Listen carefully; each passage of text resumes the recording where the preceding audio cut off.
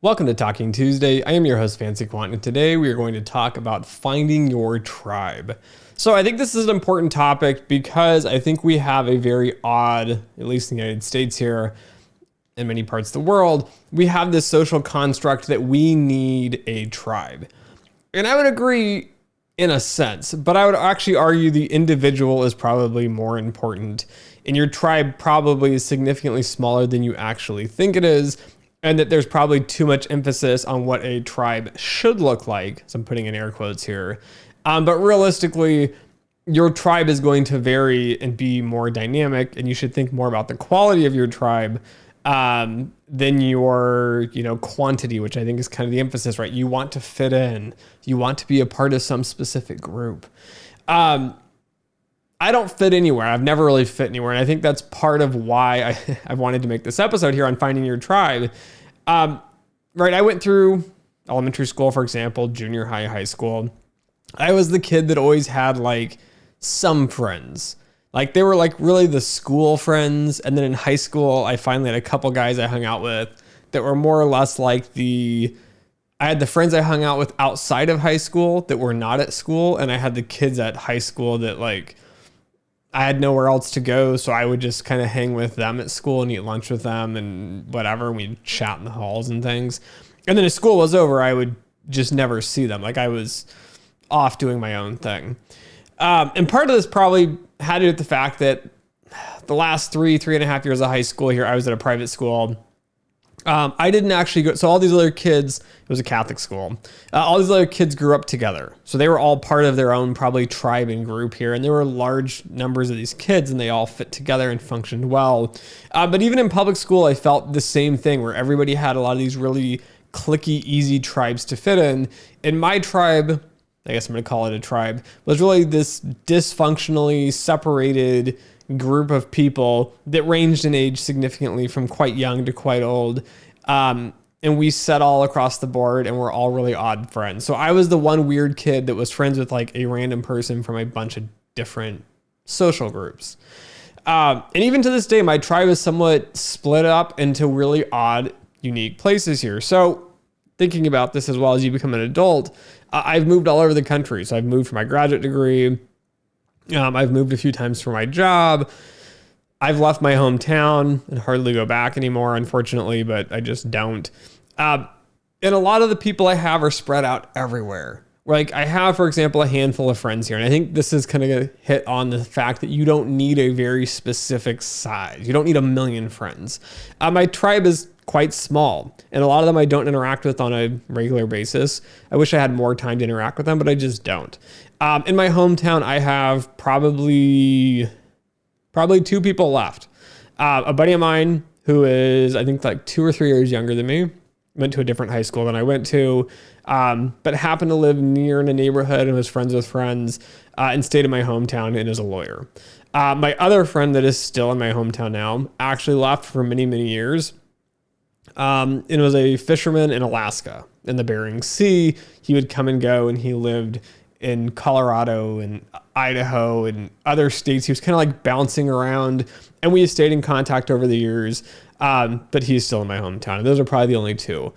The other people in my tribe really are people that are like, I have a buddy of mine that I grew up with that lives in Hawaii. So pretty far away in there. Another friend in North Carolina. Again, another someone I grew up with when I was quite young. And I have a buddy in Denver, Colorado that I worked with and I met in New York City. I have another friend of mine who's in his 50s who lives in, I believe, Virginia area. And so my tribe is this weird thing where some of my friends are probably the youngest ones, are probably about 30 right now, which is about 4 years younger than me. And then I have friends that are in their 50s and 60s that I've met and worked with over the years. And I think it's important here to understand in the tribe sense that I always see a lot of these people where it's like you fit into an exact mold. So let's talk about this a little more specifically to quantitative finance, where I feel like there are really, there are strict groups. Like there are people that just love trading, and a lot of quant finance seems to be really trading focused. And there often seems to be a confusion between what is quant dev and quant research, which I would argue quant research are actual quants.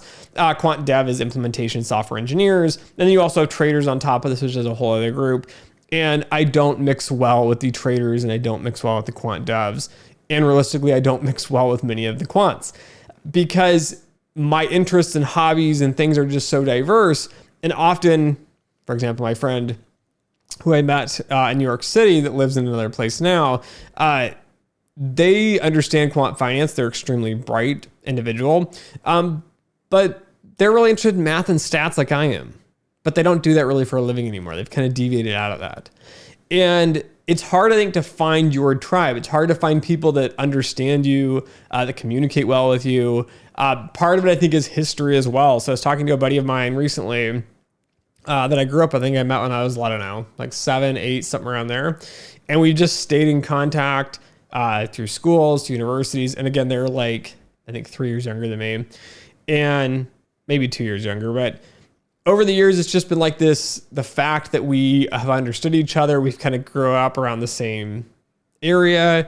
And then we've just stayed in contact. Like there's always like a support network between the two of us where if I ever needed anything, and I think that's what defines my tribe, the people that I could rely on if I absolutely needed something, they would be there.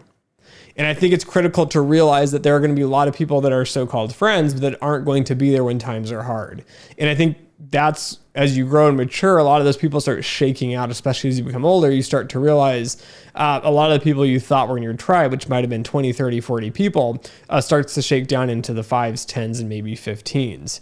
And so that tribal piece here, and I think specifically in quantitative finance, I would hope many of you don't get pigeonholed too much into fitting the tribe, the quant finance tribe, because there shouldn't really be a generalized set of things that you must like or agree with. I think it's quite odd too when I mentioned a lot of times I am an Austrian economist, so more or less a libertarian politically. My ideologies align better with them, though they're fairly unique. Then people start to say, oh, well, you know, this person and this person was in quant finance and they were a Keynesian, or this person was a neoclassical. And like, somehow you have to believe and think like everybody else to be in some sort of grouping here. And I would argue the quant finance community is not a tribe of any sorts. It is just a generalized group and a hobby. It is a profession. It is a generalized, very high level ideology of ideas and theories and thoughts. But a lot of us all disagree. Even when you look in the industry, there are people that feud within the quant finance space. They disagree on how to define things. They disagree on how to put things together. And often even people in my own tribe, we disagree on all of things in life and politics and all kinds of things. But I think, again, going back to that tribal piece, is it's important to find the people that are there to support you, the people that will be there for you when you need something. So even people who I would say probably are on the outsides of my tribe a little bit, on the edges and fringes. There's a few that are subscribers as well. I worry about you guys on a career-wise, on a mental health-wise as well. I see people post things and it's like they lost their job or their job's going to crap. People aren't treating them very well, for example. And so I need to message you and check in. Like I need to make sure you are all still mentally there. And part of that is just the tribal piece here, finding your tribe, right? You might not align with a lot of things, but having that core tribe around you, I think, is a critical aspect for career development specifically. So again, I don't just blindly hire and follow people. I don't blindly promote people and bring them with me. But as you work with people over the years, you'll start to build out a career tribe as well, where there's a few people in your career that have kind of always been there to support you when you needed it, right? It might not have been they gave you a job, but they might have given you good advice. They might have checked in to make sure that you're still alive. They might have, picked you up on a day when you had a horrible day. I don't know, something failed or your boss berated you or you got passed over for a promotion, or there's all kinds of things that can go wrong. Even things in life, death, marriages, divorces, all those sorts of things. You kind of gain these experiences across life, and it's interesting to see who's going to be there and who's not. But again, I check in with a handful of you here and there, and I like to see when subscribers as I always tell people when they give them advice and they make a decision to go off and get a master's or do something, please stay in contact, because it's nice to see where people end up at. It's nice to kind of have people that aren't necessarily your tribe per se. They're not those core fundamental foundation pieces, but they're kind of those fringes of your tribe that you're trying to help people and make sure they're okay and fine and things are being put together. And also, as a channel here, I love to see where everyone's going, because it's nice to see that there are people that are like me out there, right? We're not the frat bros. We're not the people that are just super involved in stock market and trading and stocks and cryptos and DeFi. We really like to see people that are interested in math and stats. Like when people come in and, a really challenging problem comes up and we get talking about a model and a methodology and like a really deep and interesting conversation happens, that's what I value. That's part of what defines a lot of, I guess, my professional tribe. And not being afraid to have this segmented ideology of a tribe, right? I think a lot of times we think we all need to think the same and act the same and be the same. And I see this a lot in the real world, where people they basically throw out their morals, their ethics, I don't know, who they are, trying to fit into some sort of group in society. And I think this is where I'm going to end this podcast here, which is, please go out there and be an individual, be who you are, and look for the people that are unique just like you, but also realize you don't have to have a tribe of people where everybody looks the same, everybody matches.